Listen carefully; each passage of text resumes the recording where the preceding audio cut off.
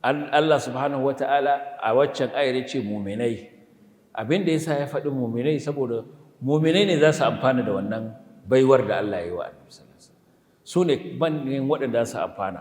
Na'am, kafirai ma sun amfana da aiko Annabi sallallahu alaihi wasallam. Ko ba don komai ba, Allah ya dakatar da saukar da azaba mai gamewa akan wannan al'umma saboda Annabi da sallallahu alaihi wasallam yake cikin su. Ma kana Allahu liyu'adhibahum wa anta fihim. وما كان الله معذبهم وهم يستغفرون. wannan wani ni'ima ce suka samu, kai hatta dabba hatta tsuntsu hatta kowace irin halitta ta samu tagomashin aiko Annabi sallallahu alaihi wasallam. To amma wanda zai fi kowa cin gajiyar wannan aike shine mumini, saboda shi abin ba zai takaita a nan ba, zai bi shi har lahira, rayuwarsa ta har abada. Wanda waɗannan sun ci gajiyar a nan duniya, amma aka je lahira kuma za su gamu da gamansu.